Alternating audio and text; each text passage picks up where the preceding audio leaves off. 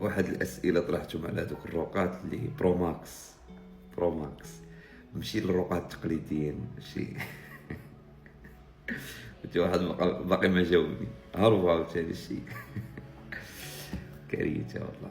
حتى اصبحنا نرى طبيب مختص في الامراض النفسيه وفي الامراض العضويه وفي الامراض العصبيه وغيرها كيناقش معه راقي جاهل.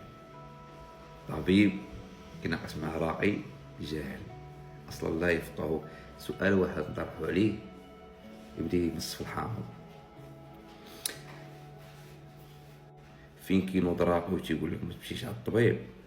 انا من بديت المسيره ديالي كنعرف ان الاصابه روحيه، ولكن انها راه تحولات العضويه خصها الطبيب، او تحولات نفسيه خصها الطبيب.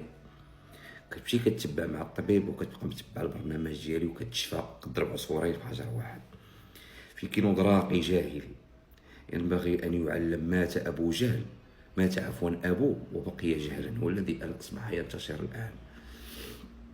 راقي تيقول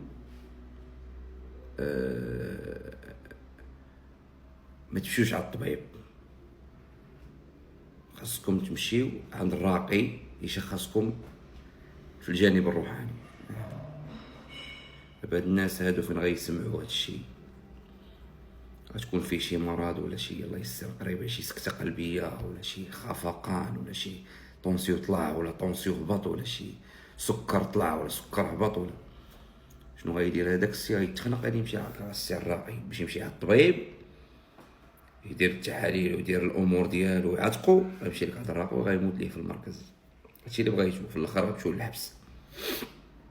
خرجتوا على الامه يا صاحبي. هادشي كامل من اجلنا. شوف والله رايتكم الشياطين تاسركم. ديري الرقات ديري لهم سناسل هنا، 95% ديال الرقات ديري لهم سناسل هنا وجراهم الشياطين. وكتقول الشياطين كلبي انا نشوف العالم الاخر.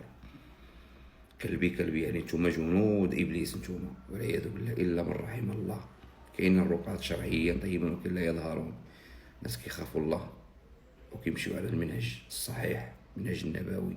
وفي حقيقه المنهج النبوي في هذا الباب ماشي انسان كيحل العياله ديال الرقيه وكيبدا يتجاهد مع الاطباء، راه طبيب هذاك. ولنا اصبحنا نرى اشياء ونطب بالله غريبه والله. نسول عاوتاني سؤال اخر.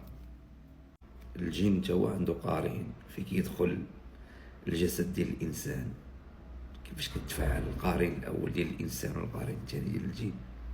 كيف يتعايش في هذا الجسد؟ ولا فهمتوا هذا اللغز اتبعدوا نهائيا من هذا العالم ديال الجن. راه خاوية على عروشها، راه لا يفقهون في هذا العالم شيء. انتم انا كنطرح سؤال صفحتي راه باينه لا مجيب ماشي كيبقى فيك الحال. علاش؟